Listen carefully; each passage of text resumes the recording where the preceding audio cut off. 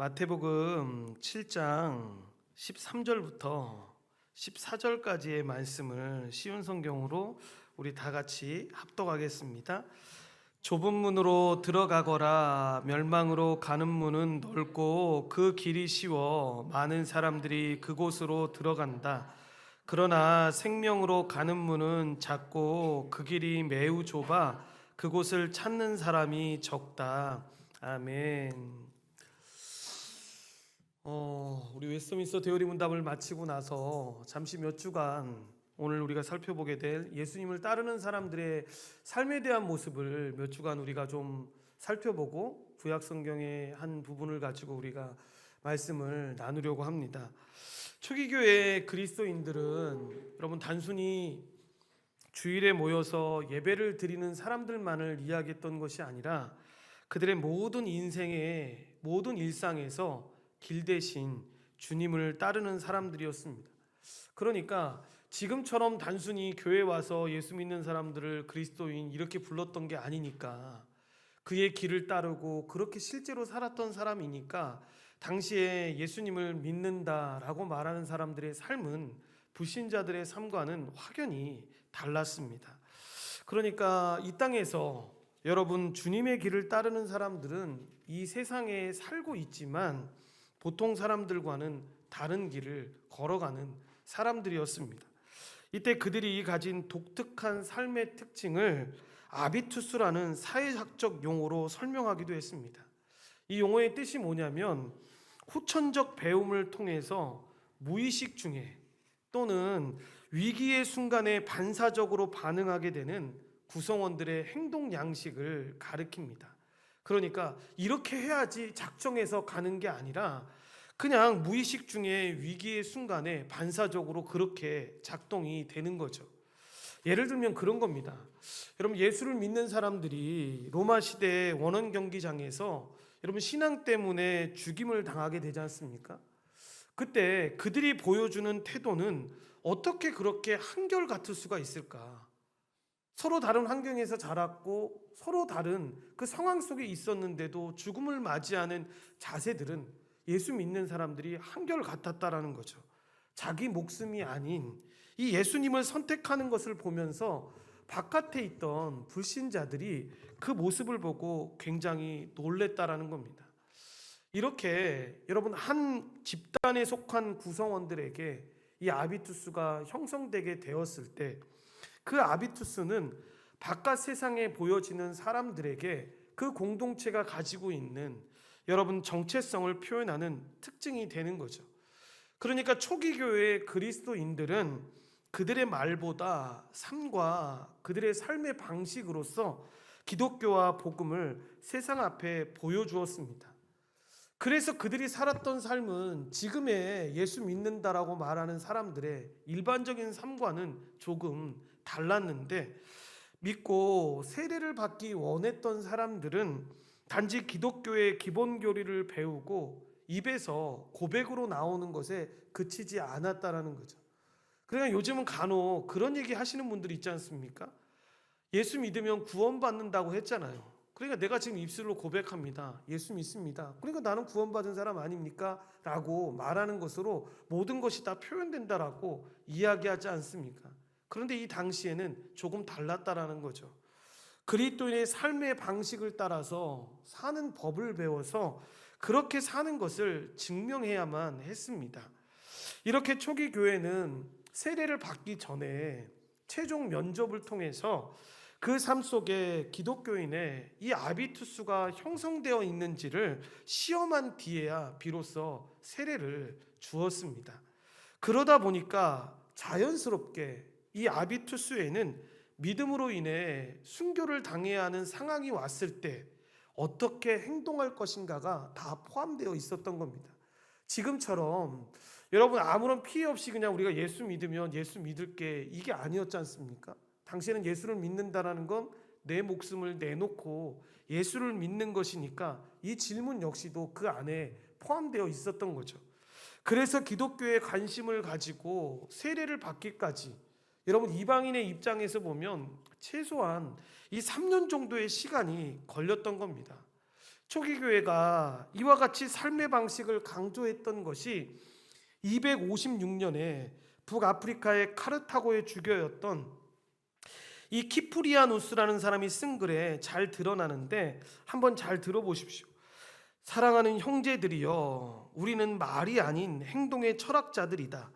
우리는 우리의 지혜를 우리의 옷이 아닌 진리를 통해 드러낸다. 우리는 덕을 그것에 대한 말의 자랑이 아니라 실천을 통해서 알아본다. 우리는 위대한 일들에 대해 말하지 않는다. 오히려 그것을 살아낸다. 그러므로 우리는 하나님의 종과 예배자로서 영적 경의를 지니고 우리가 하늘의 가르침을 통해 배운 인내를 보여주자. 그 덕으로 인해 우리는 하나님과 공통점을 갖는다라고 이야기했습니다. 그러니까 그 당시에 예수 믿는 사람들이 어떤 사람이었는지에 대해서 이 글만 봐도 여러분 우리가 잘 알 수 있지 않습니까? 그런데 그러면 한번 생각해 봐야겠죠. 이러한 초기 교회 신자들의 이 삶의 공통적인 이 특성이었던 아비투스가 어떻게 생겨났을까라고 이야기했을 때 주님께서 제자들을 부르시면서 나를 따라오라 라고 하신 데서 찾을 수가 있겠죠. 주님은 제자들을 불러서 함께 동고동락하시면서 함께 당신의 삶을 보여주심으로써 당신의 삶을 그들도 살아갈 수 있도록 그들을 가르치고 훈련하셨던 것입니다. 그러니까 초기 교회의 이 아비투스는 주님의 삶과 가르침에 근거를 두고 있는 거죠. 그래서 오늘부터 예수님을 따르는 자들의 삶이 어땠는지에 대한 내용들을 살펴보려고 하는데, 이 시간을 통해서 우리 자신을 좀 잘 살피는 시간이 되었으면 좋겠고, 참된 예수님을 따르는 자들로서 인생 여정을 살아갈 때 하나님이 어떻게 우리를 붙잡고 계시는지, 어떻게 우리를 위로하시고 복을 내려주시는지를 깨닫는 시간이 되었으면 좋겠습니다. 먼저 하나의 질문으로 오늘 말씀을 하려고 하는데, 여러분은 그리스도의 제자입니까? 여러분은 나를 따르라고 말씀하시는 그 주님을 따르는 제자입니까? 저는 지금 여러분이 교회를 다니고 있는지, 교회에서 어떤 일을 하고 있는지를 묻고 있지 않습니다. 그리스도와 그의 길을 따르는 제자인지를 묻고 있습니다. 종종 우리는 교회를 다니면서도 이런 얘기를 참 많이 듣습니다. 제자와 신자를 구분하는 사람들을 많이 봅니다. 그런데 성경은 그렇게 제자와 신자를 구분하지 않습니다. 간단히 요약하면 여러분, 제자는 그리스도를 따르는 자이고 신자는 그리스도를 믿는 자입니다. 그래서 구분하시는 분들의 이야기를 들어보면 이렇게 이야기합니다. 나는 제자까지는 좀 그렇다고, 그런데 예수님을 믿으니까 신자는 맞아요 라고 이야기하시는 분들이 굉장히 많습니다. 그래서 교회에도 장로교회 가보면 여러분, 제자반 같은 무슨 교육 훈련 같은 거 할 때 되면 사람들이 되게 꺼려합니다. 나는 거기까지 가면 안 될 것 같다고, 그냥 나는 예수님 믿는 것으로 만족할게요, 이렇게 하시는 분들이 의외로 많습니다. 여러분, 이 말이 맞는 말입니까? 전혀 아니죠. 그리스도를 따르지 않으면 여러분, 그리스도를 믿을 수가 없습니다. 여러분, 이런 점에서 모든 신자는 제자이고 예수님을 따르는 사람입니다. 오늘 본문 말씀이 그걸 우리한테 잘 보여주는데, 우리가 그리스도의 제자인지 진정으로 예수님을 따르는 사람인지를 보여주는 한 증거를 제시하는데, 그 증거가 오늘 말씀에서 뭐라고 하냐면 좁은 문으로 들어가는가, 그 좁고 협착한 길로 걸어가고 있는가라고 이야기합니다. 여러분, 이 말을 오해하시면 안 됩니다. 이 말의 뜻을 잘 이해해야 되는데, 좁은 문으로 들어가서 좁고 협착한 길로 걸어가면 우리가 구원을 받는다, 그 얘기를 하는 게 아닙니다. 여러분, 내가 예수 그리스도의 은혜로 여러분 구원을 받은 사람이고 그리스도의 길을 따라가는 사람으로서 좁은 문으로 들어가고 이 좁은 길로 계속해서 걸어가고 있다면, 그것은 진짜 그리스도의 길을 따라가는 이 그리스도의 제자요, 그리스도의 신자라는 것을 증명하는 표라는 것입니다. 이 내용을 여러분 기억하면서 이 말씀을 봐야 하는데, 오늘 본문 말씀부터 시작해서 27절까지는 산상수훈의 결론 부분입니다. 이런 마태복음 5장부터 7장까지에 기록된 이 산상수훈에 알려진 주님의 설교의 주제가 바로 제자도입니다. 그러니까 마태복음 5장부터 7장까지의 그 제자도를 보다 보면 주님은 제자의 특성과 의무와 자세와 그리고 위험에 대해서 말씀하셨는데 28절과 29절 말씀을 우리 쉬운 성경으로 한번 합독하겠습니다.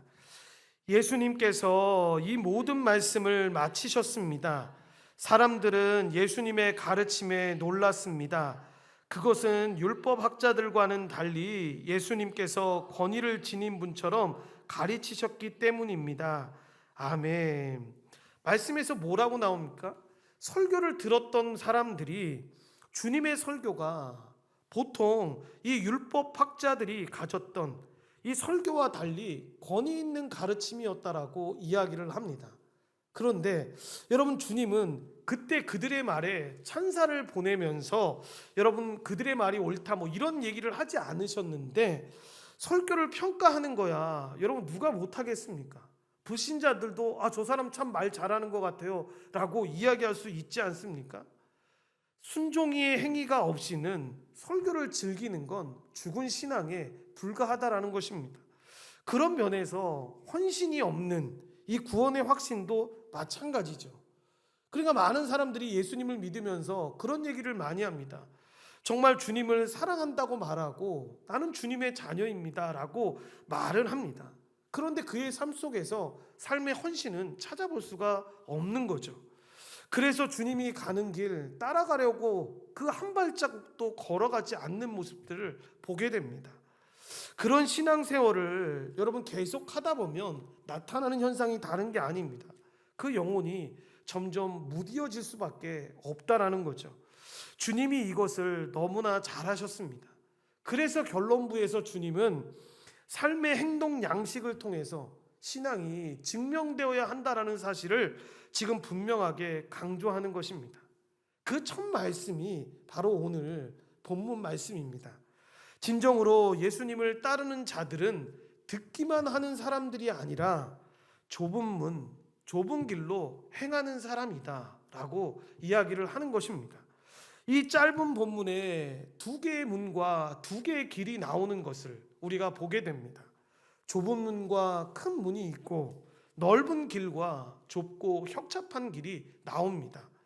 두 문과 이 두 길에 대한 주님의 말씀은 제자의 삶의 방식, 그러니까 주님의 길을 따라가면서 사는 사람으로서 더 성공하느냐 덜 성공하느냐라는 것을 이야기하는 것이 아닙니다. 이것은 구원을 받느냐 구원을 잃어버리느냐 하는 문제입니다. 이 생명과 멸망에 관한 문제인 거죠. 그러니까 이 두 문과 두 길은 규모와 인기 그리고 목적지가 모두 정반대입니다. 이 말씀에 의하면 우리가 너무나도 분명하게 주님의 길을 따르는 사람들은 어떤 길을 가는지에 대해서 이야기하고 있는데 좁은 길로 들어가며 좁고 협착한 길로 행한다라고 나오고 있습니다. 그 좁은 문이 좁고 협착한 길이 어떤 의미인지 세 가지 의미로 먼저 살펴보려고 합니다. 먼저 좁은 문으로 들어가고 좁은 길로 행한다라는 건 짐을 버려야지만 갈 수 있는 길입니다. 문이 좁고 작으면 여러분 그 문보다 여러분 큰 짐은 들어갈 수가 없는 거죠. 그러니까 주님께서 이 문과 길에 대한 비유를 하시면서 멸망으로 인도하는 문은 크고 그 길이 넓다라고 말씀을 하시는데 주님은 당시 도시로 들어가는 큰 문과 대로를 의미해서 지금 비유적으로 이렇게 설명하는 것입니다. 거기에는 가축들은 물론 여러분 수레로 잔뜩 짐을 실은 여러분 아무 문제 없이 들어갈 수 있죠. 그런데 그 옆에 문은 잘 보시면 아무렇게나 들어갈 수 있는 문이 아닙니다. 좁고 협착하기 때문에 아무나 들어갈 수 없죠. 그래서 예전에 여러분 드라마 같은 거 보다 보면 이 성에 문제가 생기거나 어려움이 생길 때에는 어떻게 합니까? 큰 문들을 성문을 닫아 놓지 않습니까? 그리고 그 옆에 조그만 문만을 열어놔서 들어가는 사람 한 사람 한 사람을 다 확인하는 거죠. 그런데 그 성이 평안했을 때, 전쟁이 없고 평안했을 때는 어떻게 합니까? 그 성문 자체를 아예 열어놓는 거죠. 열어놓고 모두가 들어갈 수 있게끔 만들어 놓는 거죠. 이 좁은 길, 이 길을 생각하면서 이 말씀을 봐야 하는데, 주님께서는 누가복음 18장에 보시면 이 부자 관리가 와서 내가 무엇을 하여야 영생을 얻으리까 라고 질문하는 것을 보게 됩니다. 그때 여러분 예수님이 매우 과격하게 대답을 하십니다.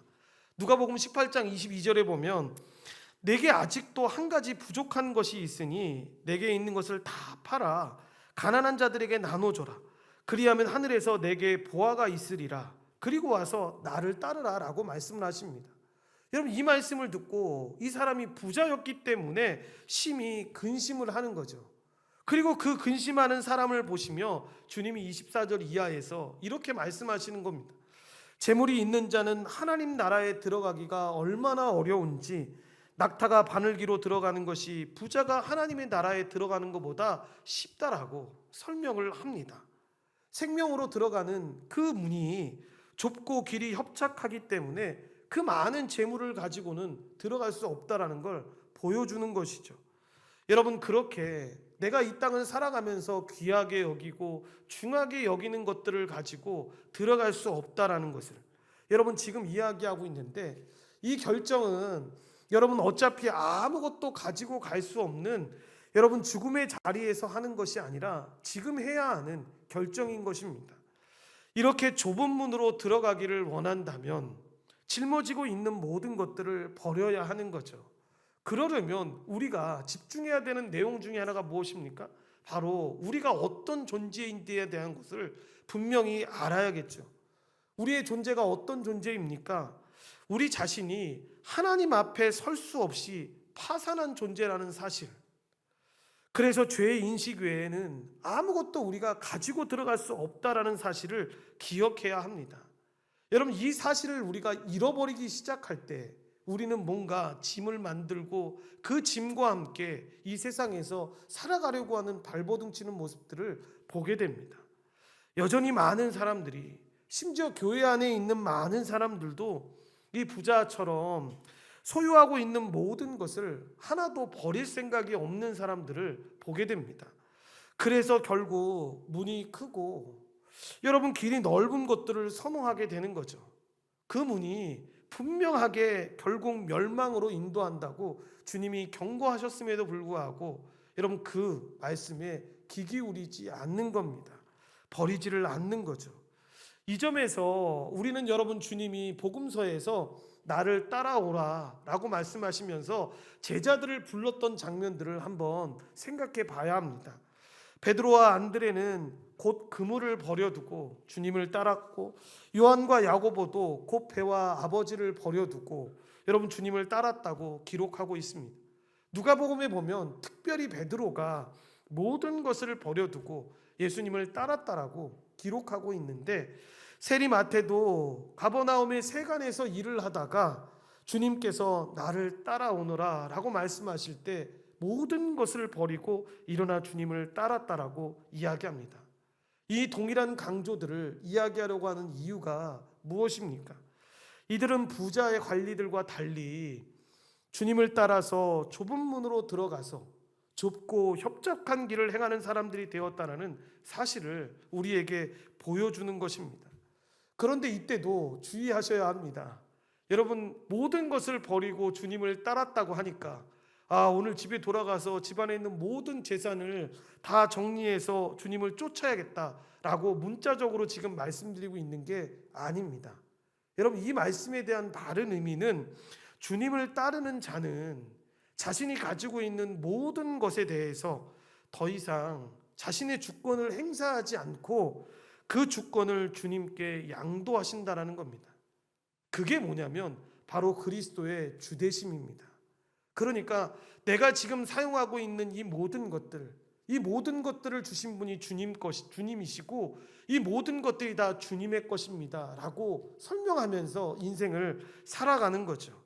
그러니까 이 좁은 문, 이 좁은 길로 행하는 사람들은 어떤 사람들입니까? 라고 이야기할 때 그리스도의 이 주되심을 온전히 인정하면서 살아가는 사람들입니다. 이런 점에서 예수님을 따르는 사람들은 큰 문과 넓은 길로 가는 사람들이 결코 알 수 없는, 그들과 비교할 수 없는 평안과 안식을 삶에서 누릴 수 있는 것입니다. 그러니까 그에게 있는 부요함이나 그에게 있는 가난함이나 그에게 있는 건강이나 그에게 있는 병듦이 그의 인생에 그리 중요한 것이 아니겠죠. 주님이 주신 것이기에 이 모든 것의 주인이 주님이시라는 걸 알고 그렇게 살아가게 되니까 이 모든 상황에서도 주님께 감사하면서 살아갈 수가 있는 것입니다. 둘째로 좁은 문 좁은 길로 행하는 여정은 당연히 여러분 이렇게까지 들으셨을 때 나타나는 게 뭐겠습니까? 외롭겠죠. 여러분 좁은 문과 좁은 길이 세상의 관점으로 보면 너무나 인기가 없기 때문입니다. 주님은 멸망으로 인도하는 문은 뭐라고 설명하십니까? 크고 그 길이 넓어서 들어가는 자가 많다라고 말씀을 하십니다. 대다수의 사람들이 그 길을 간다라는 거죠. 그런데 이에 반해서 예수님을 따르는 사람들은 좁은 문, 좁은 길로 행하게 되는데, 그러니까 진정으로 인기가 없는 길이니까 여러분 그 길을 걸어갈 때 외로운 경우가 많이 있다라는 겁니다. 여러분 이 말은 오해하시면 안 됩니다. 예수 믿는 사람들이 아주 편협해서 세상 사람들이 저 사람하고 같이 못 있겠어 라고 말하는 그런 외로움을 이야기하는 게 아닙니다. 이것은 넓은 마음을 가지고 있고 사랑이 많음에도 불구하고 그가 가진 십자가의 복음 때문에 하나님 외에 다른 신을 섬기지 않는, 그 우상 숭배를 하지 않는다라는 사실 때문에 이 좁은 문으로 좁은 길로 가는 사람이라는 뜻입니다. 이렇게 이 외로움은 예수님을 따르는 사람들이 세상에서 두 나라에 속해서 살아가는 사람이기에 피할 수 없는 외로움인 것인데, 이것은 단순히 이론적으로 나는 하나님 나라의 백성이야 라고 말하면서 지금 세상을 살아가고 있는 게 아닙니다. 여러분 실제적으로 하나님 나라의 시민이기 때문에 하나님 나라의 시민으로서의 의식이 지금 나에게서 떠나지 않는 것입니다. 쉽게 말씀드리면 마치 우리가 여러분 대한민국 국적을 갖고 있지 않습니까? 그런데 우리가 여러분 피치 못할 사정이 생겨서 외국에 나가서 몇 년 동안 살아갔을 때, 여러분 그 나라에 갔을 때 내가 여러분 그 나라의 시민이다라고 여러분 소유권을 받고 시민권을 받는다 할지라도 나의 마음속엔 항상 무슨 생각이 있습니까? 나는 한국 사람이야, 대한민국 사람이야 라고 하는 일종의 이 애국심 같은 것이 불꽃같이 타오르는 것처럼 여러분 그렇게 생기는 겁니다. 지금 이 세상에서 우리가 살아갈 때의 삶이 그런 삶인 겁니다. 여러분 주변에 많은 사람들과 많은 것을 공유하면서 살아가지만 자기가 속한 본향이 하늘에 있음을 안다면 여러분 우리의 삶이 어떤 삶으로 이어지겠습니까? 이 의식을 공유하는 사람이 적은 걸 아니까 당연히 여러분 외로운 여정일 수밖에 없는 거죠. 그래도 주님이 주시는 힘으로 다시 일어서면서 가지만 이 외롭다라는 것 자체를 여러분 우리가 부정할 필요는 없다라는 겁니다. 이런 점에서 그리스도의 길을 따라가는 사람들은 어느 기관에 여러분 어느 단체에 속한다 할지라도 온전한 의미에서 완전히 속할 수 없다라는 걸 알기 때문에 이 가지는 외로움이 있다라는 겁니다. 정치적으로만 봐도 그렇지 않습니까? 좁은 문, 좁은 길로 행하는 이 예수님의 길을 따라가는 사람들에게는 하나님 나라의 절대 가치 기준이 존재합니다. 성경을 통해서 우리는 그 내용들을 확인하는 거죠. 그 기준에 따라서 여러분 후보가 나왔을 때 그 후보의 됨됨이를 보고 공약들을 평가하는 거죠. 그래서 이번에는 어떤 정당을 밀어야겠다라고 생각해서 표를 행사하기도 하는 겁니다. 그런데 이때 여러분 오해하시면 안 됩니다. 선거에 나온 사람이 마치 구원자가 되는 것처럼 생각해서도 안 되고, 여러분 그들이 약속하는 나라가 하나님의 나라가 되는 것처럼 착각하실 필요도 없다라는 것입니다. 그들의 주장이 여러분 복음이 아님을 분명히 알아야 합니다. 그러니까 예수 믿는 사람들은 정치적으로 어떻게 참여해야 합니까? 라고 이야기했을 때 그 당시에 어떤 부분에 대해서는 지지하고 동조할 수 있지만 영원할 수는 없는 거죠. 그리고 그 당이 그 사람이 잘못된 것을 이야기했을 때 분명하게 잘못했다라고 이야기하고 그렇게 걸어가야 하는 것이 맞는 겁니다. 하나님 나라와 그의 의를 구하는 것이 언제나 먼저이기 때문입니다. 그러므로 외롭지만 예수님을 따라가는 사람들은 이 세상에서 큰 문과 이 큰 넓은 길을 가는 수많은 사람보다 더 믿음직스러울 수밖에 없고 성실하게 의의 공리를 행하는 정의로운 모범 시민으로서 살아갈 수밖에 없는 것입니다. 그리고 비록 좁은 문, 이 좁은 길로 행하기에 외롭지만 그 외로움 덕분에 여러분 우리는 더욱더 자신들과 동행하시는 주님의 은혜를 경험하게 됩니다. 아, 내가 소망을 둘 곳이 주님밖에 없구나. 그리고 그 주님이 지금도 우리를 힘주시고 우리를 격려하시는구나 라고 하는 것들을 경험하게 되는 거죠. 그래서 서로를 통해서 큰 위로와 힘을 얻게 되는데 그것이 바로 교회입니다. 교회 공동체가 힘이 있을 때가 바로 그런 때입니다. 세상에서 이렇게 말하니까 우리도 이렇게 합시다라고 해서 힘을 얻고 용기를 얻는 게 아니라 세상은 다 이게 아니라고 하지만 우리는 주님의 말씀대로 주님의 길대로 걸어가서 외롭지만 이 길 믿음으로 잘 걸어갑시다 라고 하면서 서로 격려받는 거죠. 세 번째로 좁은 길로 행하는 여정은 고된 여정으로 여러분 소위 고생길입니다. 그래서 주님은 생명으로 인도하는 문은 좁고 그 길이 협착하여 라고 말씀하는데 이 협착하다라는 이 말은 좁다라는 의미보다 애워싸 밀거나 비집고 들어가다 이 눌림을 당한다라는 뉘앙스를 가지고 있습니다. 그래서 이 개역 개정판에 이 협착하다라는 이 단어가 나오는데 환난과 고통과 괴로움을 의미하는 단어와 어원이 같습니다. 그러니까 이 길은 쉽게 이야기하면 무슨 길이냐? 고생길이라는 걸 부정하지 않습니다. 고생길이라고 분명히 말합니다. 주님은 높은 문으로 들어와서 좁은 길로 행하게 되면 여러분 오해하시면 안 됩니다. 금방 길이 넓어지고 편안해질 것이라고 사람들을 부추기지 않으십니다. 그러니까 여러분 잘못된 복음을 들었을 때 우리가 이 착각하지 말아야 되는 것 중에 하나가 뭐냐면 주님을 따라가는 길이 좁은 문으로 들어오는데 좁은 길을 행해야 되는데 결국에 보면 우리가 이 땅을 살아갈 때 길이 넓어지고 삶이 편안해져 라고 이야기하면 실제로 그렇지 않은 사람들 의외로 많습니다. 실제로 우리가 예수님을 믿고 그렇게 걸어갈 때 여러분 더 어려움을 당할 때도 있습니다. 더 많이 인내해야 되니까요. 더 많이 섬겨야 되니까 어려울 수 있습니다. 도리어 그래서 좁은 길로 행하고 그렇게 걸어가는 길이 십자가를 지는 길이고 주님과 함께 고난을 겪는 길이라고 말씀을 합니다. 그래서 이런 설교를 하다 보면 사람들이 드는 마음 가운데 하나가 뭐냐면 지레짐작 겁을 먹습니다. 아, 뭐야, 예수 믿으면 마음이 평안해진다고 했는데, 예수 믿으면 좋은 일이 있는다고 했는데, 뭐야, 예수님 믿으면 고생길이 열린다고? 나는 그러면 예수님 진짜 못 믿겠어요 라고 말하시는 분들이 의외로 많습니다. 그런데 주님의 말씀을 제대로 보지 않아서 그렇습니다. 주님은 이렇게도 말씀하시지 않습니까?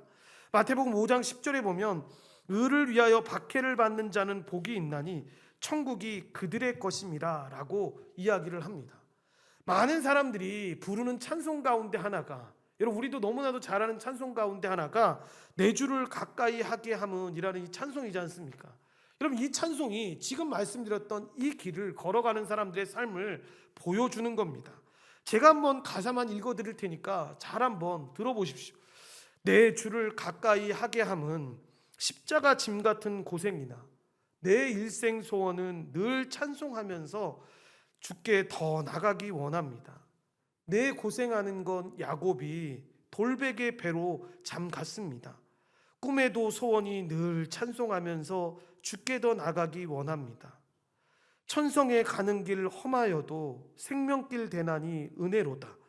천사날 부르니 늘 찬송하면서 주께 더 나가기 원합니다 라고 이야기합니다.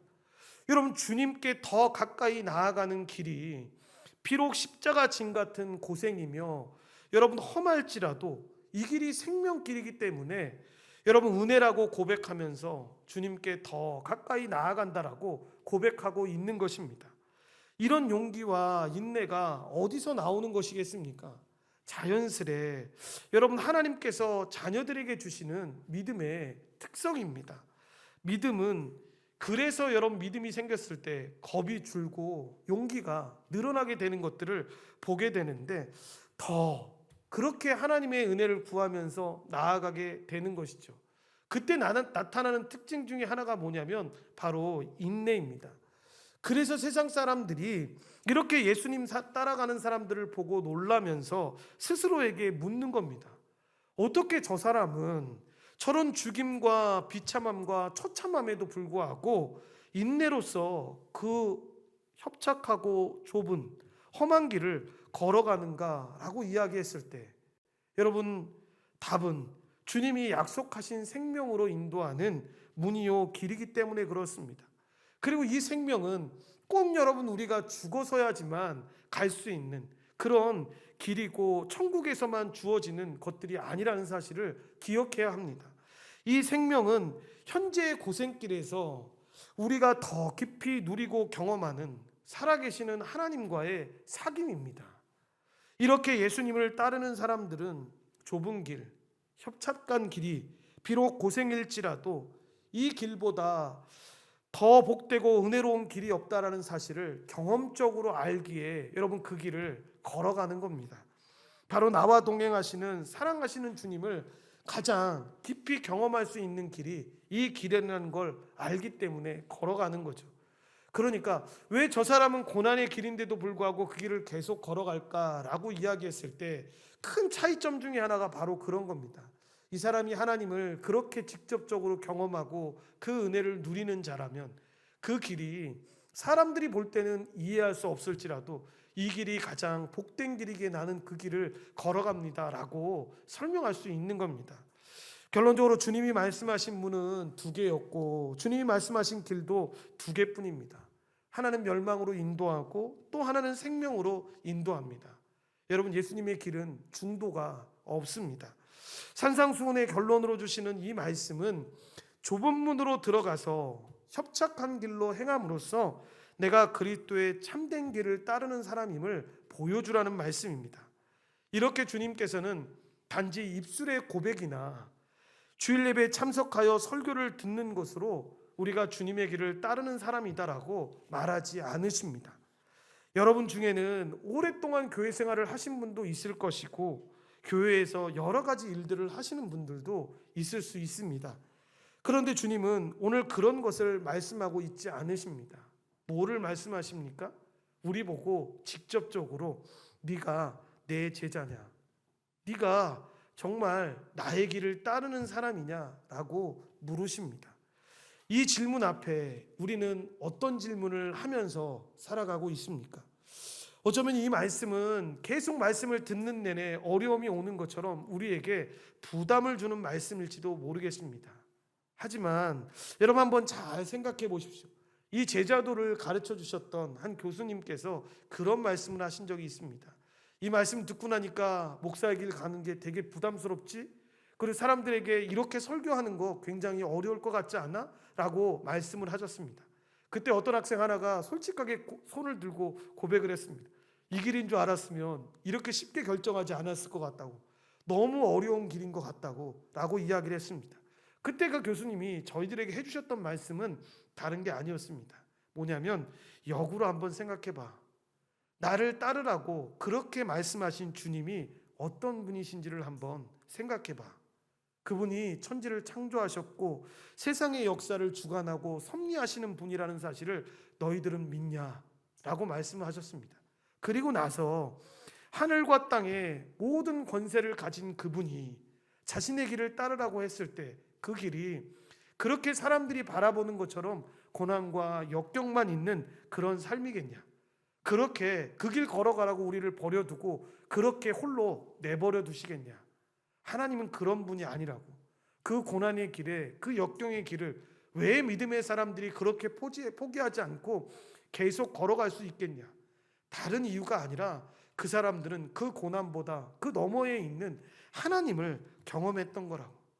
그 고난을 책임져 주시겠다라고 하는, 그 고난보다 더 큰 은혜로 너와 동행해 주겠다라고 하는 그 하나님의 은혜를 받던 거라고. 그렇다면 그 길을 걸어갈 때 그 길이 고난의 길이라고 생각할 수 있는 사람이 어디 있겠냐라고 말씀해 주신 적이 있습니다. 저는 이 말씀을 생각하면서 문득 그런 생각을 했습니다. 우리 아주 어린 자녀들, 정말 생각이 없을 때 부모님과 어디 길을 갈 때, 부모님은 그 길이 걸어가는 길이 고난의 길인지를 아는데 아이들이 해맑게 웃으면서 아빠의 엄마의 손을 붙잡고 걸어갈 때를 본 적이 있습니다. 불완전한 인간인데도 불구하고 그 아이는 지금 아빠를 믿고 있는 거죠. 지금 이 길이 어떤 길인지도 모르고 아빠와 가는 길이면 아빠가 분명히 나를 이상하게 어렵게 인도하지 않을 거라는 걸 믿고 있는 거죠. 우리가 믿는 하나님은 그런 불완전한 하나님이 아니라는 거죠. 우리가 걸어갈 때 여러분, 조금 알고 있는 자녀들이 부모님에게 우리 엄마 아빠 경제적 수준이 이 정도 아닌데, 우리 엄마 아빠 이 정도로 날 도와줄 수 있는 분이 아닌데 라고 생각할 그때에도 자녀들이 여러분 부모를 바라볼 때 불안해하고 염려하면서 바라볼 필요가 없다라는 거죠. 우리가 그렇게 바라볼 때도 주님은 여전히 우리 가운데 우리를 붙잡고 계셔서 그 길을 살아갈 수 있게 도와주시는 것이죠. 이것을 아는 사람들은 그 길을 걸어갈 때 염려와 불안함 대신 오히려 평안과 안식을 누리면서 살아가겠죠. 그러니까 한번 잘 생각해 봐야 합니다. 우리가 그렇고 우리 주변에 있는 사람들이 혹시나 여러분 구원의 확신이 없을 뿐만 아니라 하나님을 인격적으로 모른다라고 느끼시는 분들이 굉장히 있을 수 있습니다. 왜 오랫동안 교회 생활을 그렇게 오랫동안 했는데 왜 주님을 안다라고 말하지를 못할까? 무슨 문제 때문에 그렇게 예수님을 의지하지 못하고 살아가는 걸까라고 생각했을 때 여러분 솔직히는 답은 분명하게 있습니다. 뭐냐면 주님을 신뢰함으로 그 좁은 길을 들어가 본 적이 없는 거죠. 협착한 길을 걸어본 적이 없는 겁니다. 그러니까 불안한 겁니다. 염려스러운 겁니다. 여러분 실제로도 그렇지 않습니까? 제가 예전에 이 자전거를 타고 지금 뒤에 준인 형제가 있어서 그렇지만 갈 때 굉장히 힘들었는데 그 길을 걸어갈 때 저 사람은 아주 여유 있게 저를 막 인도를 했습니다. 나를 진짜 갈 수 있을까? 나는 정말 갈 수 있을까? 막 이 생각이 저를 휩싸이는데도 불구하고 저를 막 인도를 했었습니다. 근데 제가 그때 생각해 봤던 건 뭐냐면 그 길을 먼저 걸어갔던 사람 아닙니까? 그러니까 그 길을 갔던 사람이니까 갈 수 있다는 거죠. 그리고 그 길을 걸어가게 되면 어떤 길을 또 걸어갈 수 있다는 걸 아니까 여러분 그 길 가운데 그렇게 걸어가는 거죠. 믿는 신자들의 삶, 그 믿음의 확신이 있는 사람들의 삶도 마찬가지입니다. 처음부터 갑자기 첫날 예수님의 복음을 듣고 난 믿음이 좋아졌어요, 난 믿음이 완벽해요 이렇게 말하는 사람이 어디 있습니까? 계속 넘어지죠. 계속 쓰러지죠. 그리고 그 고난의 길을 겪으면서 더 견디고 단단해지는 거죠. 그리고 나서 지금 이 고백했던 내용들의 고백들을 계속해서 하게 되는 거죠. 예수님을 따르겠습니다. 정말 힘들고 낙심되는 일 가득 있다 할지라도 주님이 그때 우리의 인생 가운데 찾아와 주셔서 우리를 도와주셨던 것처럼 여전히 저는 주님을 신뢰합니다. 주님을 바라보고 주님을 의지하면서 나아가겠습니다 라는 고백이 있는 거죠. 헬무트 틸리케라는 사람의 말처럼 그리스도에 대한 우리의 지식은 우리가 그 안에서 인격적인 신앙관계를 이루었을 때에만 우리에게 주어진다는 말을 꼭 기억해야 합니다. 주님께서 제자들을 부르신 것처럼 오늘 이 말씀을 통해서 우리를 지금도 부르고 계십니다. 나를 따르라. 그리고 나를 따르는 길은 좁은 문으로 들어와 이 협착하여 사람들이 찾지 않는 길이지만 생명으로 인도하는 길이다 라고 분명하게 말씀하십니다. 그래서 주님의 길을 따라가는 사람들은 비록 그 길을 걸어가는 길이 고단하고 여러분 외로운 길이지만 생명이신 주님과 함께 누리며 살아가는 길이기에 가장 은혜로운 이 지복의 길이라는 걸 알고 그 길을 걸어가게 되는 것입니다. 그러므로 여러분이 처한 모든 환경 속에서 그 처한 가정과 일터와 삶의 모든 상황에서 사람들이 찾지 않는 좁은 문과 이 협착한 길을 잘 발견하시기를 바랍니다. 그리고 그 길을 행할 때 주님이 주시는 그 복들을 누리면서 하나님 앞에 살아가게 되기를 바랍니다. 그 길이 여러분 예수님을 따라가는 사람들, 그리고 그 사람들의 삶의 모습이 바로 이러한 모습이라는 걸 우리가 기억하고 살아가기를 바랍니다. 기도하시겠습니다. 하나님 감사합니다. 하나님의 은혜 가운데 우리를 불러주시고 인도하여 주셔서 주님 앞에 나왔습니다. 우리는 하나님 이 땅을 살아가면서 우리가 어떤 길을 갔으면 좋을까라고 했을 때 그래도 좀 더 쉽고 편안한 길을 가고자 하는 마음이 인간 누구에게나 다 있는 것을 고백합니다. 그런데 그때에도 우리는 기억합니다. 생명을 주시는 바른 길이 어떤 길인지. 분명히 예수님은 좁은 문으로 좁고 협착한 길을 걸어가는 자들이 그 길을 걷게 될 것이다라고 말씀해 주셨습니다. 우리도 그런 은혜를 누리며 하나님 앞에 나아가기를 소망합니다. 여전히 부족하고 여전히 낙심된 환경 가운데 있을 그때에도 하나님을 신뢰하게 도와주시옵시고 그 외로운 길 가운데도 우리를 항상 붙잡고 살아가는 그 예수님을 기억하며 살아갈 수 있도록 주님이 도우시고 인도하여 주시옵소서. 모든 걸 주님께 감사드리오며 예수님의 이름으로 기도드리옵나이다. 아멘.